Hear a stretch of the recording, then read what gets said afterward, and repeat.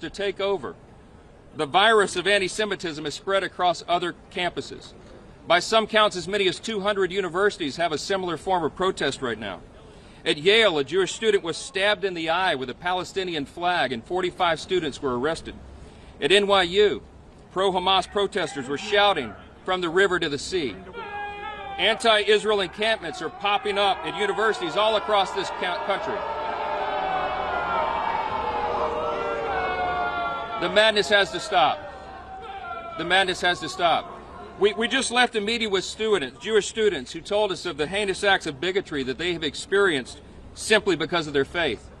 Their bravery is inspiring, much more inspiring than some of the activities we're seeing here. And they should never have to confront such hate on an American college campus. It's such a revered institution. Anti-Semitism has been growing in America, and it's clear why. Powerful people have refused to condemn it, and some have even peddled it themselves.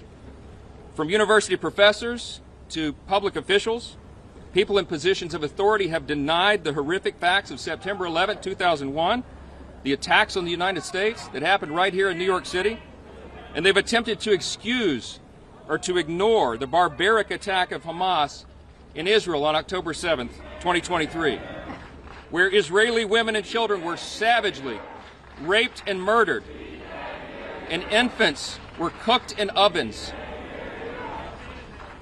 Crowds of radical activists have chanted death to America and on our own streets in this country, and some public officials have refused to condemn them. Others have openly defended these acts on campus and the harassing and the intimidation and the threatening of innocent Jewish students simply because of who they are.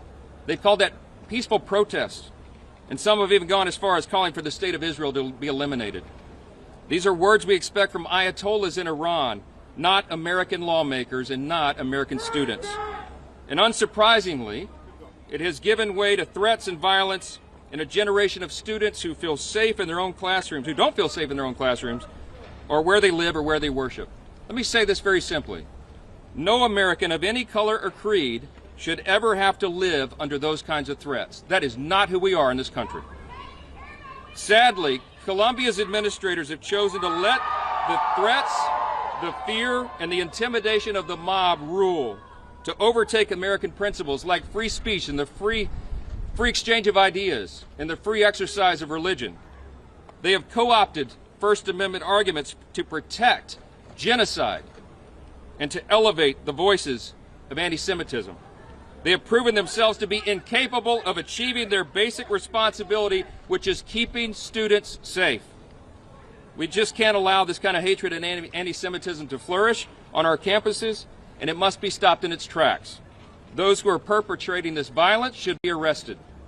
And I'm here today joining my colleagues and calling on President Shafiq to resign if she cannot immediately bring order to this chaos. As Speaker of the House, I am committing today that the Congress will not be silent as Jewish students are expected to run for their lives and stay home from their classes hiding in fear. In the House of Representatives, we've already acted to address anti-Semitism on campuses. We have passed a number of statutes to address this matter, and we call upon the U.S. Senate to act upon our legislation.